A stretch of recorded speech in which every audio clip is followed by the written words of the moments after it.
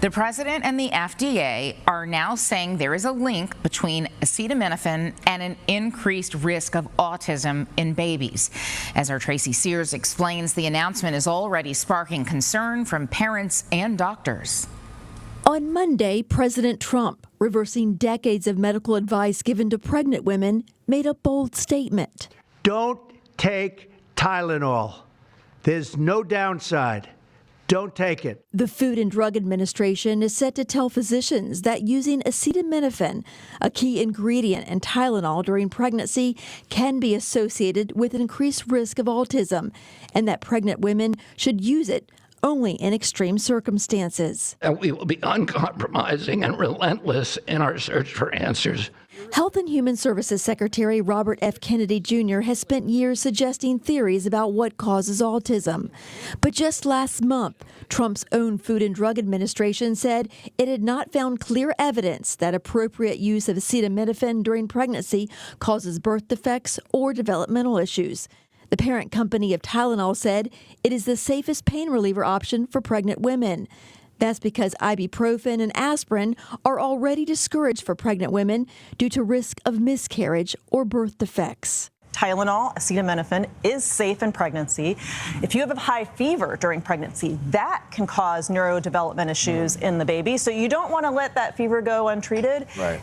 And, you know, pregnant women may have pain, and that's not something that should go untreated either. Virginia resident Teresa Champion, a mother of a 32-year-old son with autism, says she fears the repercussions of Monday's announcement, especially in the wake of federal Medicaid cuts. For the federal government to say that we're going to defund research and all these Medicaid waivers and put all of this burden on families, that moms, they just have to stop using acetaminophen when they're pregnant and we're good.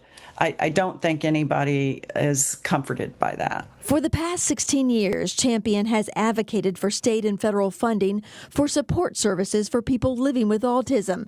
She says there's been theories for years on the causes of autism.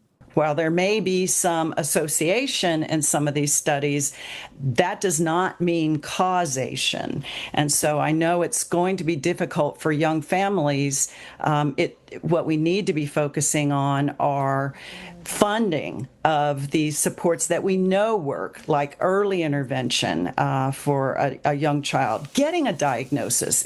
Families can't get diagnoses. There's long wait lists for that. So these supports and services that we know will be beneficial to families, I think this announcement today might cause more confusion and heartache. Champion says she supports further studies and more resources, and says today's announcement offers her little comfort. Now, the American College of Obstetricians and Gynecologists also released a statement this evening saying that 2 decades of research have found no causal link between acetaminophen use during pregnancy and autism, ADHD, or intellectual disabilities in children. Julie.